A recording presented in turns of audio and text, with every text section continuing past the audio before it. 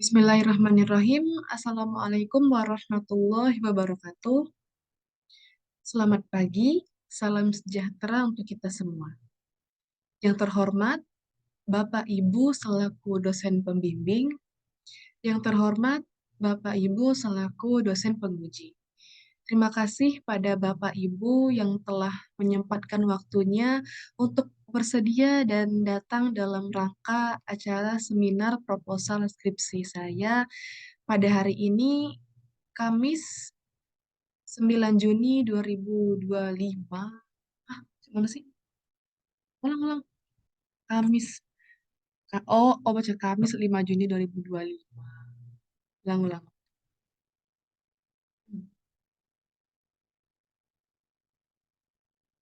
Bismillahirrahmanirrahim. Assalamualaikum warahmatullahi wabarakatuh. Selamat pagi, salam sejahtera untuk kita semua. Yang terhormat, Bapak Ibu selaku dosen pembimbing. Yang terhormat, Bapak Ibu selaku dosen penguji. Terima kasih pada Bapak Ibu dosen yang telah menyempatkan waktunya untuk hadir dalam rangka acara seminar proposal skripsi saya pada hari ini, Kamis 5 Juni 2025. Saya Dinda Ardela dengan NIM 01021282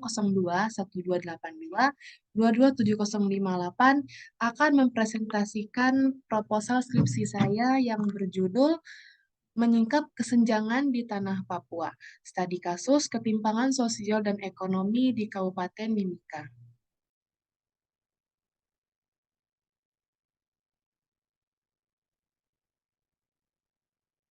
Baik, latar belakang dari proposal penelitian saya adalah di mana Kabupaten Mimika mengalami pertumbuhan ekonomi yang tinggi dalam beberapa tahun terakhir.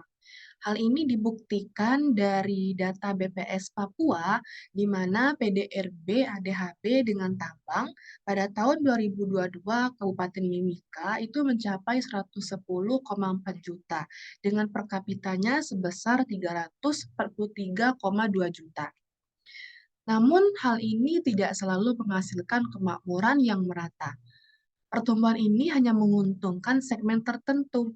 Hal ini itu dibuktikan dengan ketidaksempurnaannya pendistribusian pendapatan.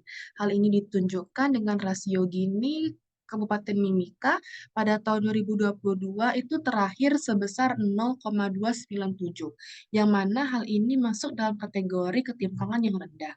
Namun, saya sebagai penulis mendapatkan informasi lain dari salah satu artikel penelitian dan salah satu statement dari anggota DPR RI yang mengatakan bahwasannya ketimpangan di Kabupaten Mimika itu tergolong dalam tingkat yang tinggi. Oleh karena itu, penelitian ini dilakukan untuk mengidentifikasi berbagai bentuk kesenjangan yang terjadi di Kabupaten Mimika dan menganalisis penyebab mendasar kesenjangan tersebut. Rumusan masalah dari penelitian ini dibagi menjadi dua, yaitu research gap dan pertanyaan penelitian. Research gap yang pertama adalah, menurut data BPS Papua, rasio Gini di Mimika itu tergolong rendah, yaitu 0,297 pada tahun 2022.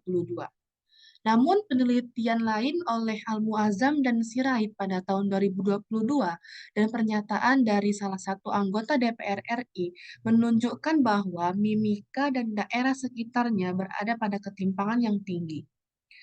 Lengkapnya pada penelitian oleh Al-Muazzam adalah pada penelitian tersebut menggunakan indeks Williamson, yang mana hal tersebut menunjukkan hasil ketimpangan di Mimika termasuk golongan tinggi.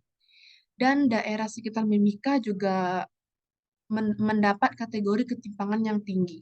Selain itu, dari penelitian tersebut, ada juga pendapat dari salah satu anggota DPR RI, yaitu anggota Komisi 8 DPR RI yang bernama Ahmad, mengatakan bahwa apa yang dibayangkan tentang Mimika dengan keberadaan PT Freeport Indonesia itu sangat berbeda dengan kenyataan di lapangan.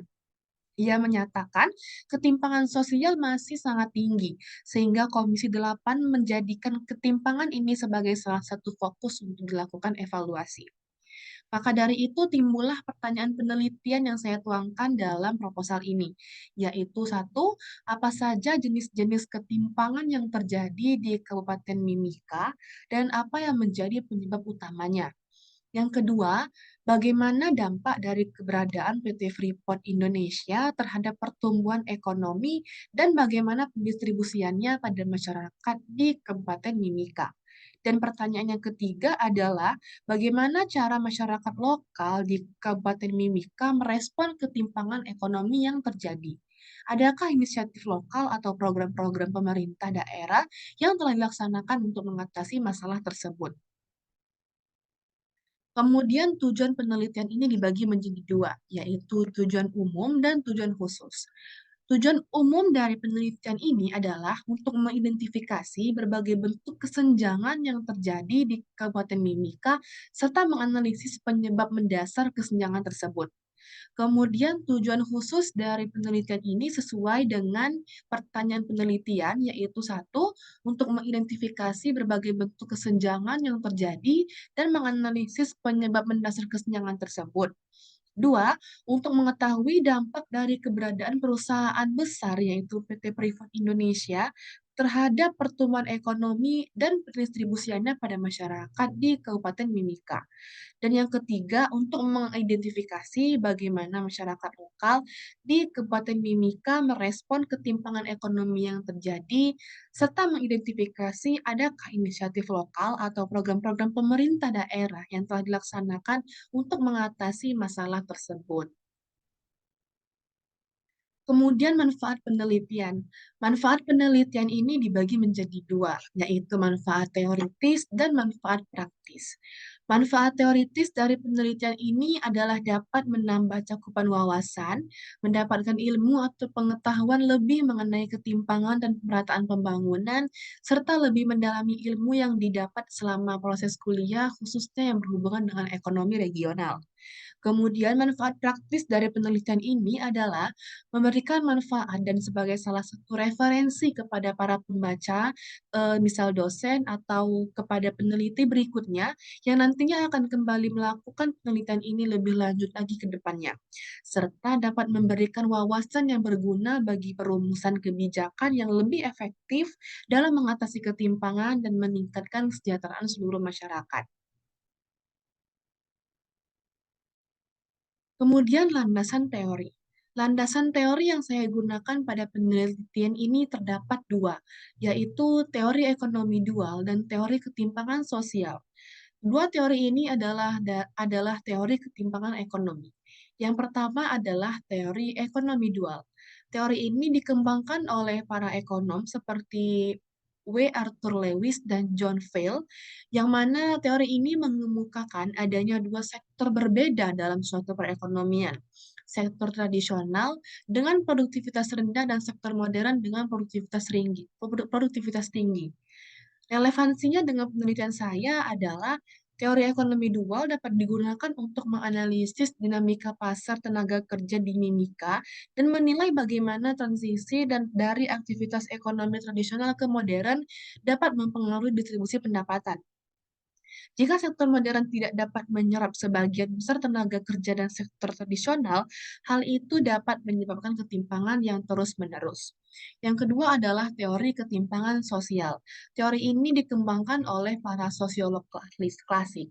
Teori ini berfokus pada faktor sosial dan budaya yang berkontribusi pada distribusi kekayaan, kekuasaan, dan status yang tidak merata. Teori ini mempertimbangkan aspek-aspek seperti kelas sosial, ras, etnis, gender, dan akses ke pendidikan dan perawatan kesehatan sebagaimana penentu ketimpangan. Relevansinya dengan penelitian saya adalah teori sosiologis dapat digunakan untuk menyelidiki dinamika sosial dan struktur kekuasaan di Kabupaten Mimika yang mungkin berkontribusi pada ketimpangan. Selain dari dua teori yang saya gunakan, saya juga mendapatkan tiga penelitian terdahulu untuk dijadikan landasan teori.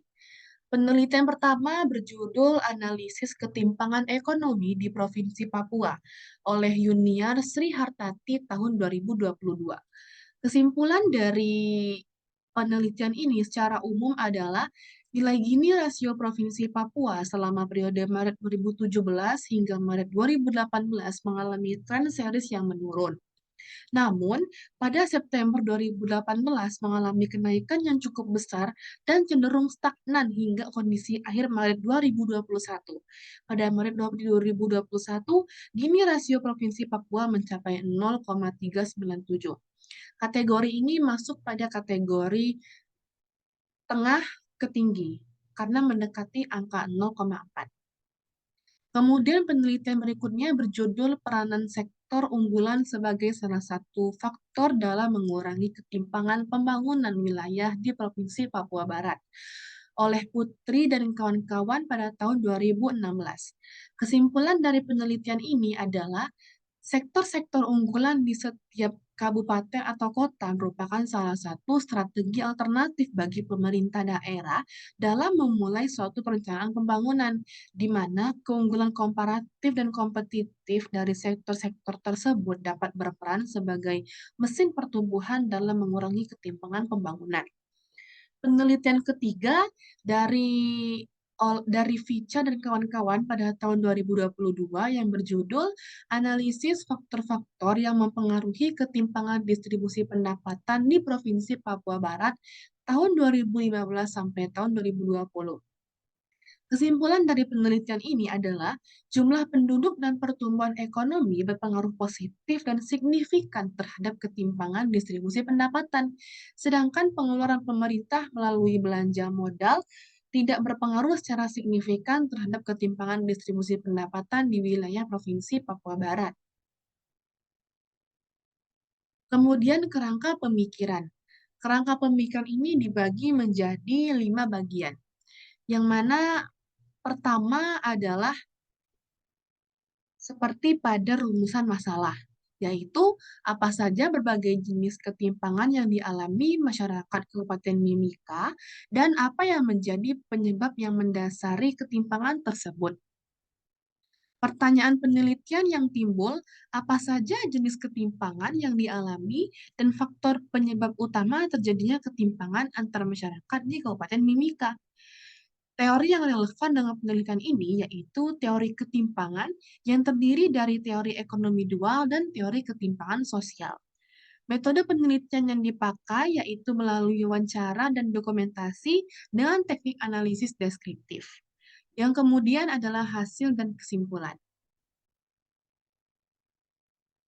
Kemudian bagian metode penelitian. Pendekatan dan jenis penelitian. Penelitian ini menggunakan pendekatan kualitatif dengan jenis penelitian studi kasus. Pendekatan kualitatif dipilih karena fokus penelitian ini adalah untuk memahami secara mendalam ketimpangan-ketimpangan yang terjadi di bumi kaya Mimika serta hal apa yang menjadi penyebab banyaknya ketimpangan. Studi kasus dipilih karena penelitian ini ingin mempelajari suatu kasus yang unik dan kompleks, yaitu bumi kaya Mimika yang memiliki pertumbuhan ekonomi tinggi, namun ketimpangannya juga tinggi dan kompleks. Kemudian lokasi dan waktu penelitian. Penelitian ini dilakukan di Kabupaten Mimika, Provinsi Papua Barat, Indonesia. Penelitian ini akan berlangsung selama 1,5 bulan, dimulai dari bulan April 2025 hingga bulan Mei 2025. Jenis dan sumber data. Jenis data dalam penelitian ini menggunakan data primer yang dikumpulkan dari hasil wawancara, catatan pengamatan lapangan, potret, dan dokumen resmi. Data utama atau primer merupakan data mentah atau yang belum diolah. Data primer ini diperoleh melalui wawancara atau observasi terhadap objek penelitian dan dengan cara menggunakan kuesioner, yaitu dengan memberikan beberapa pertanyaan tertulis mengenai permasalahan yang dibahas dan akan memberikan beberapa opsi jawaban atau diberikan responden menjawab sendiri. Data pendukung atau sekunder adalah data yang diperoleh melalui perantara lainnya. Pengumpulan data sekunder biasanya diperoleh dari data-data yang diterbitkan oleh instansi pemerintah, seperti salah satunya BPS, Kabupaten Mimika, dan Provinsi Papua. Teknik pengumpulan data. Teknik pengumpulan data yang digunakan dalam penelitian ini adalah satu wawancara mendalam. Wawancara dilakukan dengan menggunakan pedoman wawancara yang telah disiapkan sebelumnya. Pertanyaan-pertanyaan yang dalam pedoman wawancara dirancang untuk menggali informasi tentang persepsi informan tentang dinamika pertumbuhan ekonomi dan ketimpangan yang terjadi di bumi kaya Mimika. Yang kedua, pengalaman informan terkait dengan ketimpangan yang terjadi. Yang ketiga, faktor-faktor yang menyebabkan ketimpangan. Dan yang keempat adalah solusi untuk mengatasi ketimpangan. Yang kedua adalah observasi partisipan. Peneliti akan terlibat langsung dalam kehidupan masyarakat di lokasi penelitian untuk mengamati secara langsung interaksi dan perilaku masyarakat serta kondisi sosial ekonomi di lapangan. Yang ketiga adalah fokus group discussion atau FGD. FGD dilakukan dengan melibatkan beberapa orang untuk membahas topik-topik tertentu yang terkait dengan penelitian. Dan yang terakhir adalah analisis data sekunder. Data sekunder dianalisis untuk melengkapi data primer yang diperoleh dari wawancara, observasi, dan FGD. Terima kasih. Sekian dari proposal penelitian saya. Saya mengucapkan terima kasih lagi kepada dosen pembimbing dan dosen penguji atas kritik, saran, dan evaluasi yang membangun untuk proposal penelitian saya. Saya akan memperbaiki berbagai revisi yang telah saya catat. Terima kasih lagi kepada para dosen atas perhatiannya. Mohon maaf apabila ada kesalahan dalam presentasi. Saya akhiri presentasi ini dengan mengucapkan wassalamualaikum warahmatullahi wabarakatuh.